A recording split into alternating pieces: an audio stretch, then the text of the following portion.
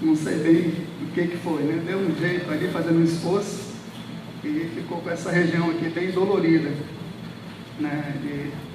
Mas as 50 vezes talvez que está chegando aí, e a gente faz pouco exercício, né? Se alonga pouco, tantas coisas. Capítulo 2, os irmãos estão me ouvindo bem? Tá bom? Esse tom daqui a pouco pensa que a voz vai aumentando, né?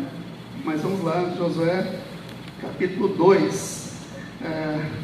Irmãos, assim os irmãos, não sei se lembram, mas da vez passada fiquei encarregado de trazer para os irmãos uma palavra sobre o conhecimento de Deus baseado nos livros históricos, no caso de Josué até o livro de Esther, que representam os livros históricos, né? E da vez passada que falei para os irmãos, nós falamos do capítulo 1 de Josué, e hoje estamos no capítulo 2, nesse desafio de compartilhar a palavra do Senhor e sermos...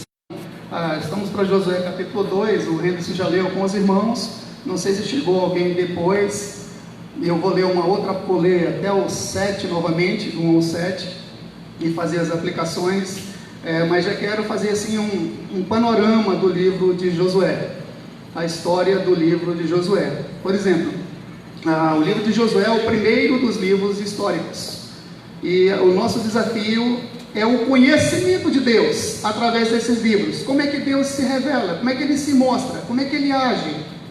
E a preciosidade dos livros históricos é que você aprende as doutrinas, os ensinos. Por exemplo, Gênesis 3,16 diz para nós que o descendente da mulher pisará a cabeça da serpente. Está falando que Jesus vai e pisou a cabeça da serpente, destruiu Satanás na cruz do Calvário. Gênesis 3,15 é a primeira vez que se menciona o Evangelho, por assim dizer. E isso é aplicado nessas histórias de salvação por toda a Bíblia, toda a Escritura. E nós vemos aqui nos livros históricos que essas doutrinas, esse ensino do Cordeiro que viria, em todas essas histórias, assim, desses livros históricos, como Deus salva pessoas, como Deus resgata pessoas, como Ele mostra seu amor, como Ele tem soberania, como é que Ele tem cuidado em fazer essas coisas, e como é que Ele faz de uma maneira que nós às vezes passamos despercebido, como povo dele, como igreja dele, mas Ele faz e executa com sabedoria e graça, e no tempo e na hora dele. E eu quero adiantar para os irmãos, por exemplo, o livro de Josué é uma sequência do Pentateuco, é uma sequência dos 5 primeiros livros da Bíblia. O Pentateuco, assim chamado, escrito por Moisés.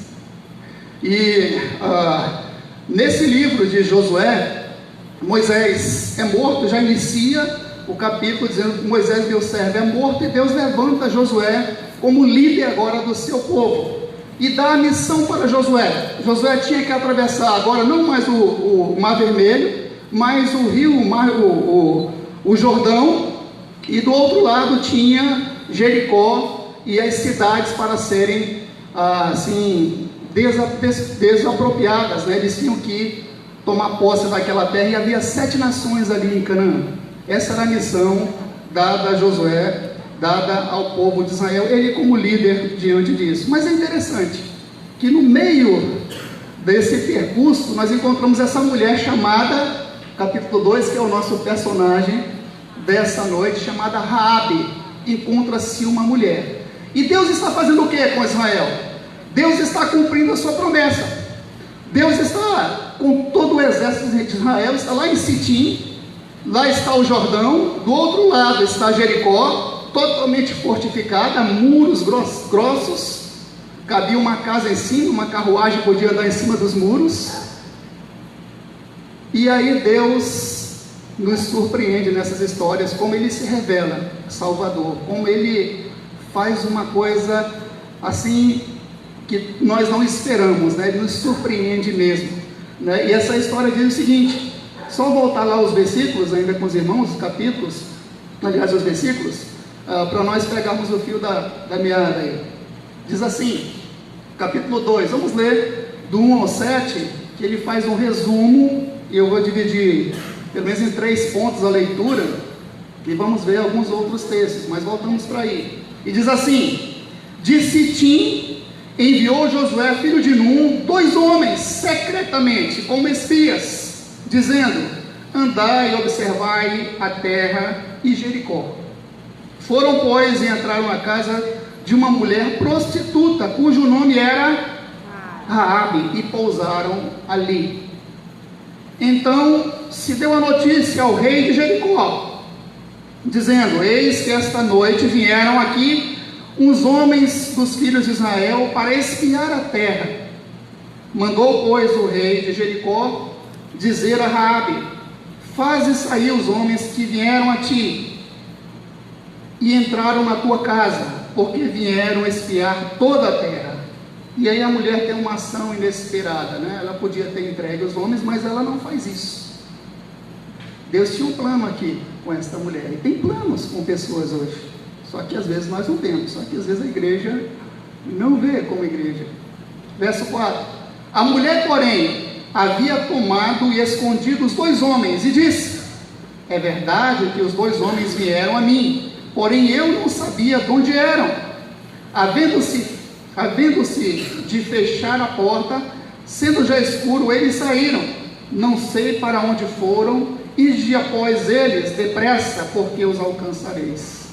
Ela, porém, os fizera subir ao eirado e os escondera em uns canais, em as canas do linho que havia disposto em ordem no eirado. Foram-se aqueles homens após os espias pelo caminho que dá aos vales do Jordão, e havendo saído os que iam após eles, fechou-se a porta.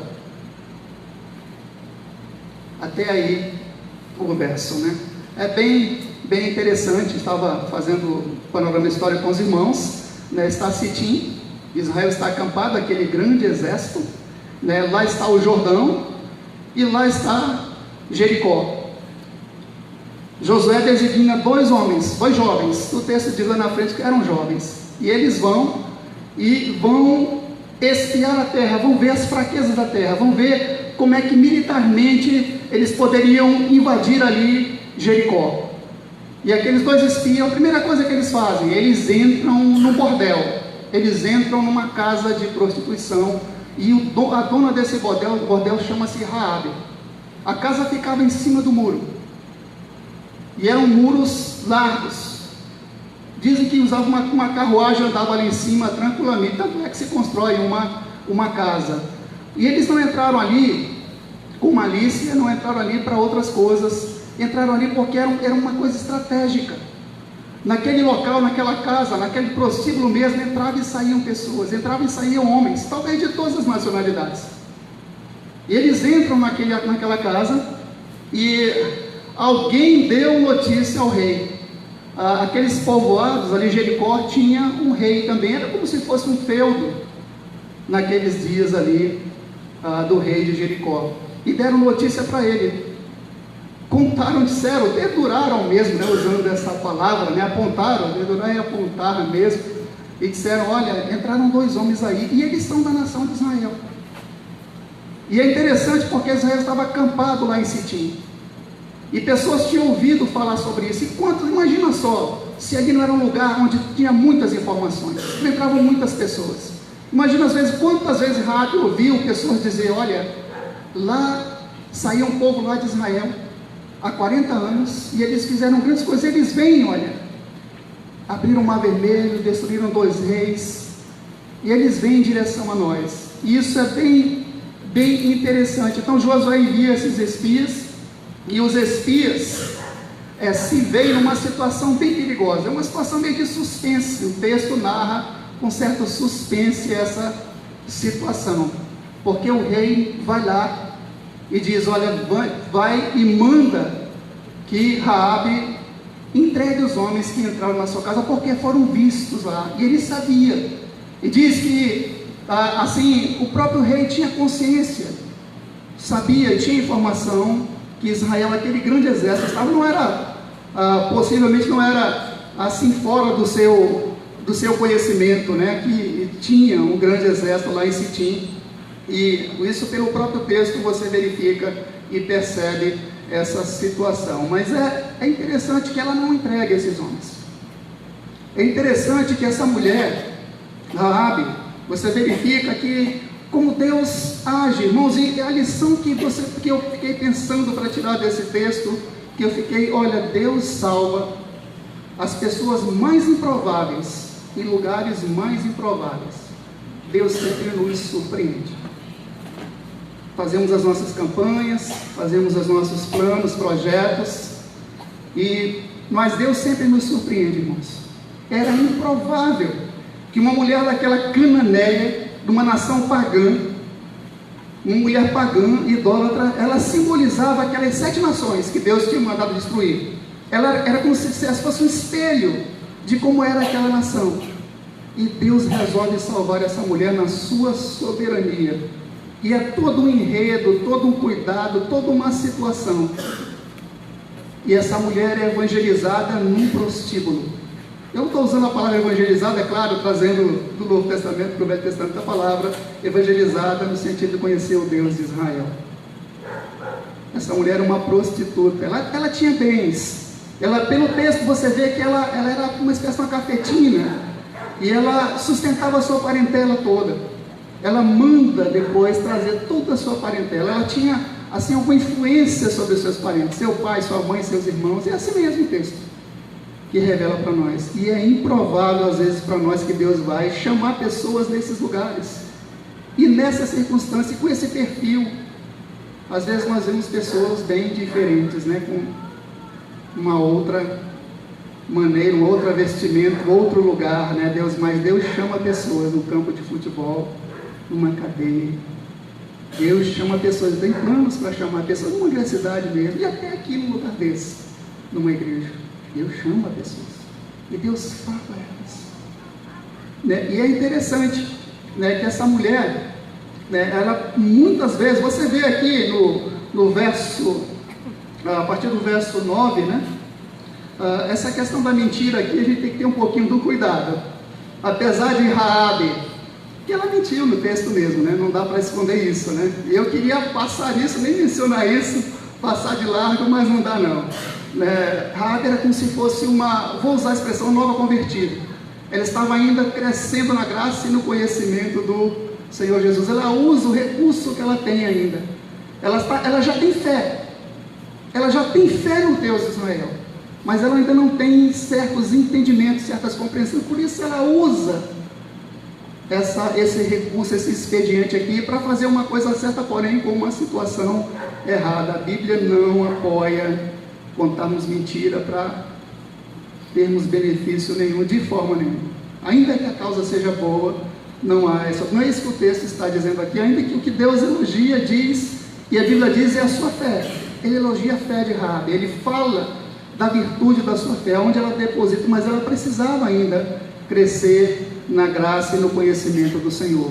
Mas ela tinha fé, ela já tinha fé no seu coração ali, nesse instante aqui. E Deus usa toda essa circunstância, esse enredo, dessa maneira mesmo que aqui está. E eu vou deixar aqui do jeito que está, do jeito que o texto deixa. Mas você verifica que ela tem fé. No verso 8, ela diz assim para eles. E é interessante que o povo talvez estava tateando, né? E assim somos nós, povo de Deus. Às vezes a gente é difícil para crer. Às vezes o camarada que está lá fora é meio parecido com aquele que Jesus falou, olha, eu nunca vi fé como essa. A pessoa está lá fora, tem mais fé do que a gente que está dentro. Eu nunca vi uma fé tão grande como esta. Ele diz para aquele centurião romano, né? E usa essa expressão. A gente está dentro, tem experiências com Deus de Israel, mas eles ouviram da boca de uma prostituta o que eles queriam ouvir. Aqueles 2 espias e o próprio Josué também. No verso 8 você vê que aquela mulher já tinha sido evangelizada mesmo, porque ela reporta a própria promessa de Deus. Deus está cumprindo a sua promessa com o povo dele, de dar a terra de Israel, de abrir novamente o Jordão, de desapossar, apropriar aquelas nações. E essa mulher cita no verso 8, leia comigo aí por favor, ela diz assim: e eles ouvem da boca dessa mulher que era pagã, cananeia e tudo mais, mas a fé verdadeira já estava ali no coração dela. Deus já estava chamando ao seu reino, a sua salvação. E ela diz para eles: olha, Antes, verso 8, antes que os espias se deitassem, foi ela ter com eles ao eirado, a parte de cima, o lugar onde ficava lá as canas do linho. E diz, verso 9, e lhes disse, e aí ela declara, ela é parecida até com a frase de Paulo, né, que ele diz, olha, bem sei quem tenho crido e sei que ele é poderoso para guardar o meu tesouro até o dia final. Mas essa mulher já tem fé mesmo, ela já crê, já tem a fé salvadora. Ela diz, bem sei que o Senhor vos deu essa terra. Ela está falando para crentes, está falando para o povo de Israel, para os israelitas. Bem sei que o Senhor vos deu essa terra, e que o pavor que infundis caiu sobre nós, e que todos os moradores da terra estão desmaiados. Ela fala para eles, ela diz essa expressão, ela está reportando a promessa que Deus fez. Ela está dizendo, olha, Deus prometeu para vocês que ia dar essa terra para vocês. Deus prometeu para Abraão, para Isaac, para Jacó, e Deus vai cumprir isso. Eles têm que ouvir da boca dessa mulher, que é uma cananeia, que é símbolo de tudo que é podre, que Deus manda destruir, pagã, idólatra, e está fazendo uma grande declaração de fé. E ela diz mais, ela continua, né? Possivelmente ela diz no verso 10, olha, porque temos ouvido, ela foi evangelizar, talvez a um e outro que entrou, muitos entraram ali, entrava muita gente, e eles ouviram essas coisas, e contavam o que tinham ouvido sobre a nação de Israel, e ela ouviu o seguinte, ela foi evangelizada, entrou, a fé vem pelo ouvir, e ouvir a palavra de Deus. E aí, porque temos ouvido que o Senhor, diz ela, secou as águas do mar vermelho diante de vós, quando saíeis do Egito, e também o que fizestes aos dois reis amorreus, Seom e Og, que estavam além do Jordão, os quais destruístes, diz ela. E isso é uma palavra de fé, e você vê que ela declara mesmo. Ela diz um pouquinho, eu já vou ler o verso lá na frente, mas eu já quero antecipar. Ela diz, olha, vocês vão entrar aqui, vocês vão destruir tudo, Deus vai cumprir a sua palavra, a sua promessa, Ele é fiel. Como aquele muro gigante, aquela guarnição toda ali, mas ela cria, ela sabia que Deus era fiel e ia cumprir a sua promessa que tinha falado para Abraão, Isaac e Jacó, e para o povo de Israel também. E ela, assim, tinha sido evangelizada mesmo, né? A mulher já tinha ouvido. Agora, olha, é em sua soberania e providência que Deus quis os espias lá para salvar uma prostituta. Na soberania dele, na providência dele, no cuidado dele, Deus quis aqueles dois homens lá para salvar uma prostituta. Talvez, assim, é improvável para nós, né? Uma situação dessa, para alguns de nós talvez. É improvável essas circunstâncias todas. Mas foi isso que Deus fez. E dos lábios e dos seus lábios que os espias ouviram o testemunho da promessa e do poder de Deus. Eles ouviram, olha só o que diz no próximo verso, verso 11. Diz ela, ouvindo isso, desmaiou-nos sobre a nação de Jericó, né, a cidade de Jericó, o coração, e em ninguém mais há ânimo algum por causa da vossa presença. Porque o Senhor, diz ela novamente, ela confessa, vosso Deus, ela ainda fala vosso Deus. Parece que ela está numa mudança, numa transformação, naquela fé que vai se firmando. E Deus é Deus, mas ela tem convicção, sem dúvida. E Deus acima dos céus e embaixo na terra. Ela fala para homens, os dois homens israelitas. E continua. Agora, pois, jurai-me, vos peço, pelo Senhor, que assim como useis de misericórdia para convosco, também dela usareis para com a casa de meu pai, e que me dareis um sinal certo, diz essa mulher ainda para nós aqui. Do versículo 15 até o verso 23, você vê que os espias fazem uma aliança, um acordo com ela. Ela, aqui, o verso 15, fala o seguinte, verso 15, por favor.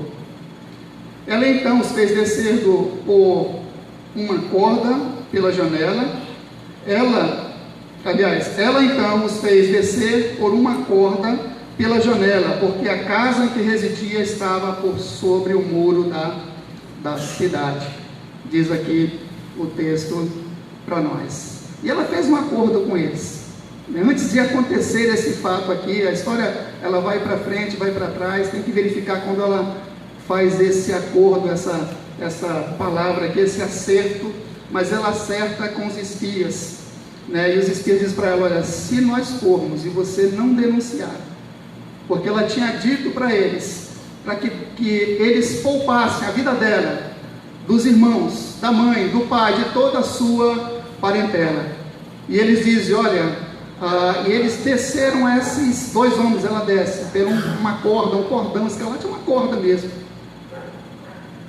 E eles disseram: olha, se você, quando entrarmos aqui, e não estiver esse cordão, essa corda escarlate, isso aqui, nós ficamos desobrigados do juramento que fizemos para contigo, se você não nos denunciar.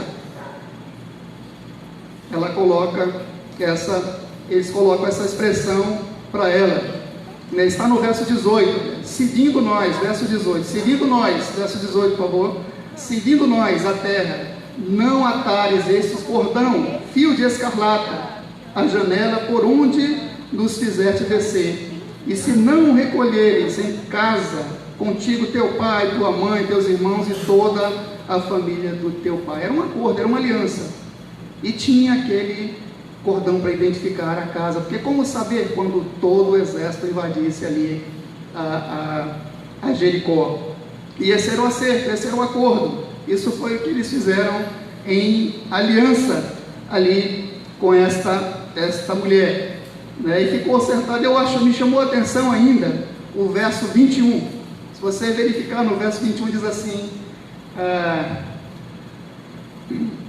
e ela disse: segundo a vossa palavra, assim seja. Então os despediu, e eles se foram, e ela atou o cordão de escarlata à janela. Depois de fazer aquela aliança, aquele acordo de não denunciá-los, eles descem pelo muro, passam 3 dias escondidos, ela orienta eles, né? E depois eles vão pelo val. O val é aquela parte estreitinha do rio, onde dá para passar a pés enxutos, e eles retornam, né? Eles voltam ali. Mas me chamou a atenção essa prontidão de Raabe, como ela prontamente faz o acerto de colocar o cordão. Veja só o verso 21, olha.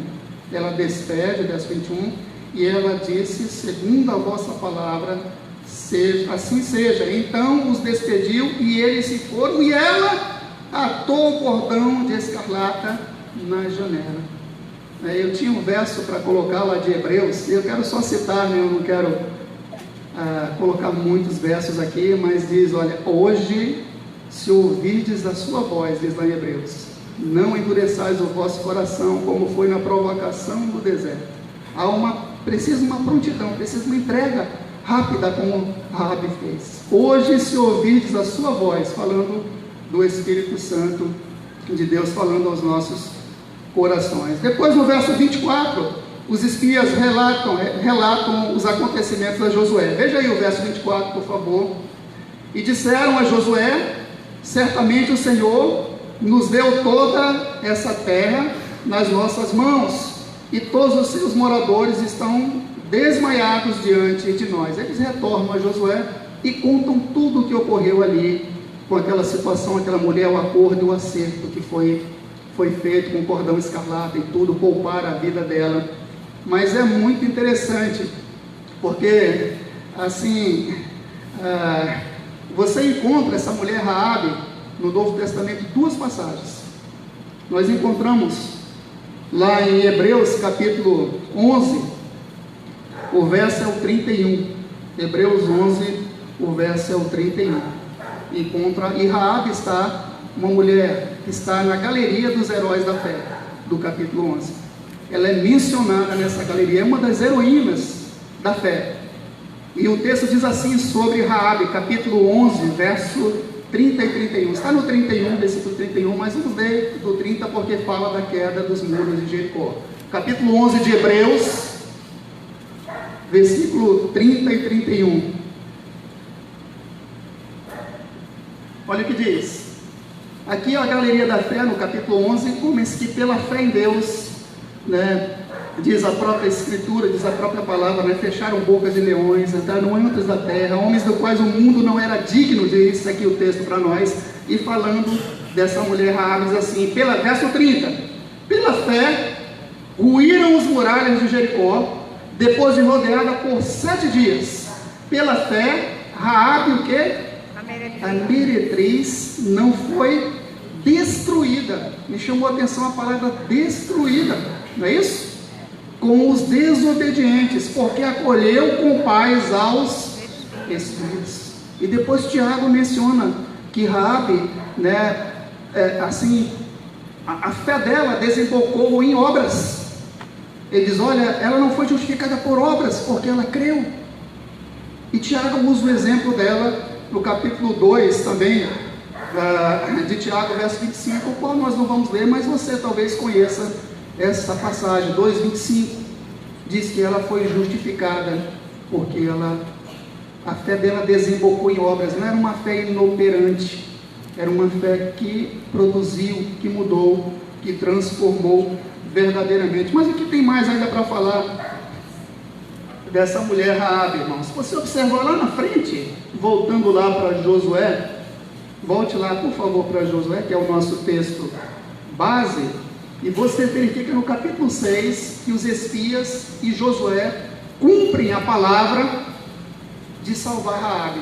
Raabe é salva no capítulo 6, porque diz a escritura que eles rodeiam 7 vezes, já lemos aqui, né, no versículo 31 do capítulo 11, 7 vezes, e os muros de Jericó, eles são ruídos, e entra o povo de Israel e diz que ao fio da espada, todas as pessoas foram mortas, ao fio da espada, e do menor ao maior, diz o texto para nós, né? Isso está no capítulo 6, verso 21, essa expressão que eu acabei de falar, mortos ao fio da espada. Mas o texto de Raabe sendo salva, está no capítulo 6, verso 22, olha só o que acontece com Raabe, diz assim ainda o texto para nós, é improvável para nós muitas vezes, que Deus salve certas pessoas e em certos lugares. Verso 22, então disse Josué aos 2 homens que espiaram a terra, entrai na casa da mulher prostituta e tirai-a de lá, com tudo quanto tiver, como lhe jurastes. Então entraram os jovens, os espias, e tiraram Raabe seu pai, e sua mãe, e seus irmãos, e tudo quanto tinham. Tiraram também toda a sua parentela, e os acamparam fora do arraial de Israel. Porém, a cidade e tudo quanto havia nela, queimaram tão somente a prata e o ouro, e os utensílios de bronze e de ferro deram aos tesouros da casa do Senhor. E diz aí o texto, verso 25, voltando a falar de Raabe novamente, diz, mas Josué conservou com vida a prostituta Raabe e a casa de seu pai, e tudo quanto tinha, e habitou no meio de Israel até o dia de hoje, porquanto escondera os mensageiros que Josué havia enviara a espiar Jericó. Isso sobre esta mulher ainda, essa prostituta. Diz aqui, irmãos, olha, eu quero dizer o seguinte sobre isso ainda. Isso é um ato típico da graça de Deus, essa salvação com essa mulher, não só porque ela era prostituta, não é só por isso, né, mas podemos dizer por isso também, né? Esse é o ato típico da graça de Deus. O pior pecador pode receber a graça de Deus pela fé, e também o poder divino transformador em sua vida. Isso é verdade. Se abrir lá nos reis de Israel, você pegar o rei Manassés, né? Alguém já fez um título, já pregou o pior homem de todo, o pior rei de Israel, né? O pior homem do mundo, né? E alguns citam Manassés por tudo que ele fez com o rei de Israel. né? Mas Deus salvou também o Manassés, né? No final, Deus o salva, ele é convertido ao Senhor Deus. Agora, aqui, essa mulher sai do paganismo, ela sai da idolatria, a fé salvadora ao Deus de Israel, com toda a certeza, irmãos. Raabe também encontrou lugar no meio do povo de Deus. É que você vê no verso 25, diz aí, na última parte do verso 25, porquanto, mas Josué conservou com vida a prostituta Raabe e a casa de seu pai, e tudo quanto tinha, e ela habitou no meio de Israel até os dias de hoje. E ela não só habitou, não. Se o texto fala mais um pouquinho sobre a questão de Raabe, ela habitou e morou entre o povo de Israel, diz que ela casou. E a Escritura fala para nós, alguém falou? Estou ouvindo uma voz? Não? Foi. Ok. E a Bíblia diz para nós que ela casou, essa mulher. E ela diz o nome do marido dela. E é tão interessante que Raabe, pela graça de Deus, ela foi incluída na genealogia do Messias. Você acha isso em Mateus, capítulo 1, verso 5. Raabe também está na genealogia do Messias, capítulo 1, verso 5. Sabemos o nome do seu esposo. Ela casa com um israelita, e ela tem um filho. Depois o filho dela tem outro filho, outro tem um filho. E depois diz o texto para nós o seguinte, no versículo 5, olha, verso 5 de Mateus capítulo 1. Salmão gerou a Raabe, Salmão gerou de Raabe a Boaz, esse de Ruth gerou a Obed, e de Obed a Jessé, Jessé gerou o rei Davi. E aqui você vê o texto para nós. O próprio Messias vem da ascendente e a descendente de Raabe. Nesse texto nós verificamos isso também, irmãos. Agora, quero finalizar com algumas aplicações nessa noite. Podemos até achar que não somos pecadores, como Raabe, uma prostituta. Podemos até pensar assim nos dias de hoje. Não sou tão pecador como Raabe, uma prostituta, mas não é o que a Bíblia diz, não. E eu quero aproveitar esses versos que vou ler com os irmãos aqui para finalizar, pegando passagens, Ana, do Novo Testamento e o texto de Raabe também, nesse contexto, e usando a expressão que o autor de Hebreus diz, os princípios elementares da doutrina de Cristo. Esses versos que eu vou ler é mais ou menos essa ideia, os princípios elementares da doutrina de Cristo. É a base do Evangelho. Depois você pode crescer e ver coisas mais complexas, mais plenas, mas aqui é uma base, esses versos que eu estou citando sobre transformação. Podemos achar que não somos pecadores, como Raabe, uma prostituta, e nem precisa, porque se você abrir Romanos, olha, 3, 23, que é um dos princípios elementares da doutrina de Cristo, Romanos 3, 23, que diz lá, abra lá, por favor, Romanos 3, 23, por favor, Romanos 3, 23, que diz para nós, Romanos 3, pois todos pecaram e carecem da glória de Deus. E aí se você virar a página um pouquinho, diz, olha, todos pecaram e carecem da glória de Deus, da salvação de Deus. É isso que ele está falando aqui. Se você for lá no 6 de Romanos, o verso 23 também, ele vai dizer que qual é o salário e a recompensa do pecado. A pessoa peca, Romanos 6, verso 23, pecamos, o que recebemos como salário. Romanos 6, 23, são princípios elementares da doutrina de Cristo da salvação. Verso 23 diz assim, Romanos 6, 23, porque o salário do pecado é a morte. Você peca e o salário é morte, mas graças a Deus por essa porta que é aberta na sequência do versículo. Mas ele diz, olha, mas o dom gratuito de Deus e a vida eterna em Cristo Jesus nosso Senhor.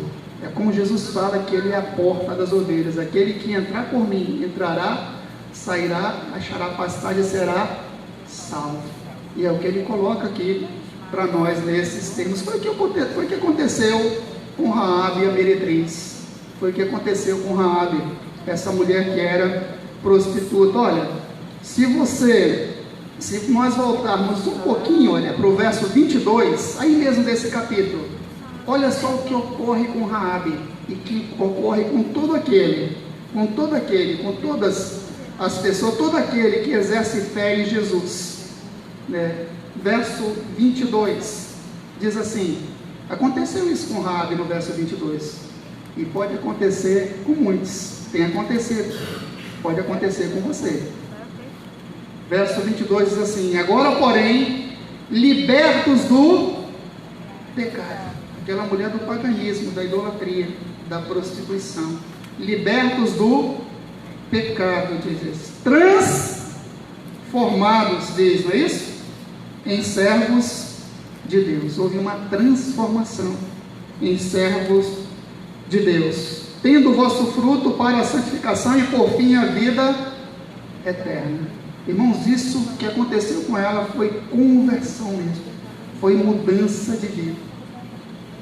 Nua e crua, ela foi transformada, a fé salvadora entrou no seu coração, né? E ela muda de vida, ela abandona o paganismo, a idolatria e o próprio pecado ali. Hebreus, nós lemos, né?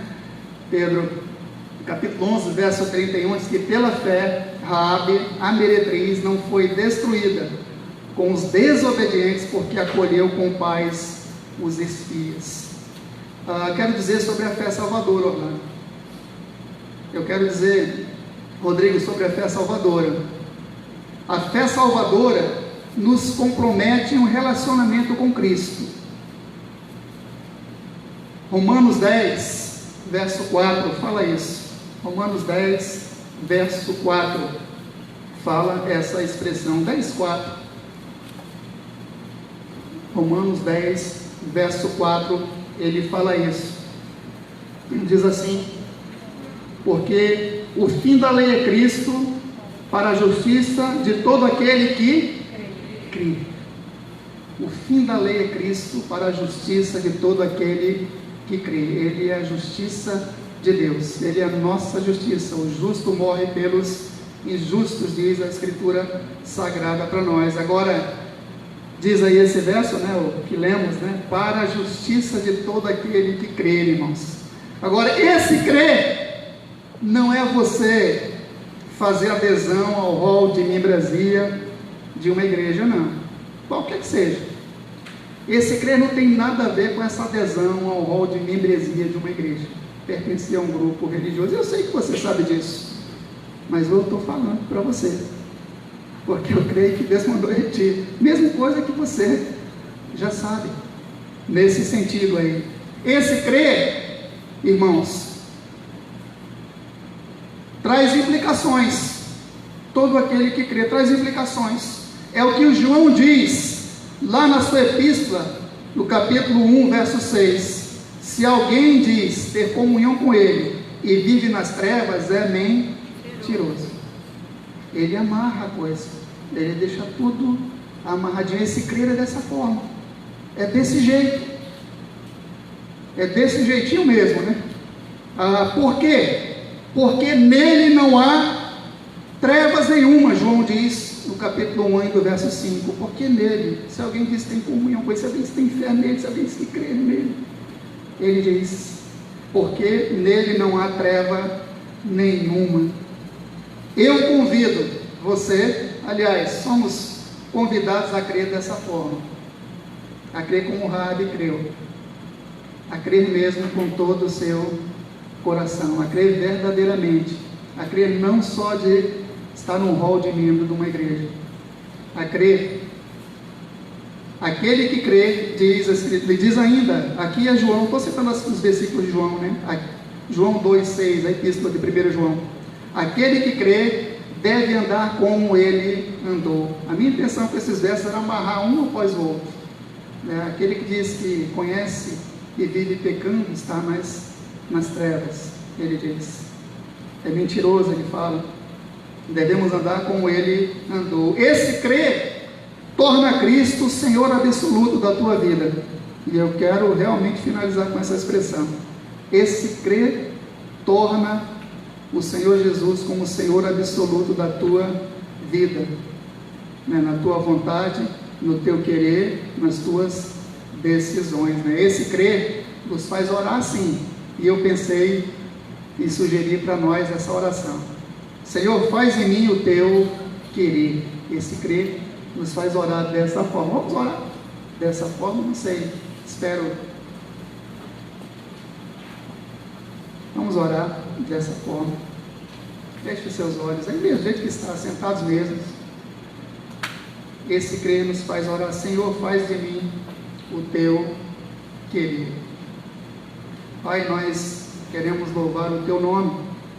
Obrigado porque na tua palavra o Senhor cumpriu a tua promessa ao povo de Israel, Senhor Deus, e deu ali a herança naquelas terras, na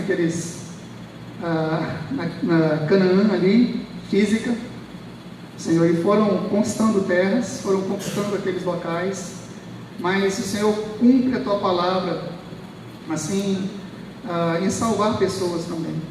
E o Senhor salva esta mulher, o Senhor chama esta mulher ao teu reino, a fé em ti, e a tua palavra diz que pela fé, Senhor Deus, ela não foi destruída, Senhor, ela creu de todo o coração que o Deus de Israel é o Deus que cumpre a sua palavra, a sua promessa, é o Deus que prometeu que enviar o seu único filho, né, para morrer na cruz do Calvário, e nós te louvamos por isso, Senhor Deus. Obrigado porque a fé salvadora, ela não é destituída de obras, Senhor Deus. Aquele que crê verdadeiramente, Senhor Deus, frutifica, desemboca em boas obras, e por fim, diz a tua palavra, vida eterna. Nos faz compreender isso, aquilo que não conseguimos expressar, que o teu Espírito fale ao nosso coração, e fale, Senhor Deus, de maneira clara, Senhor.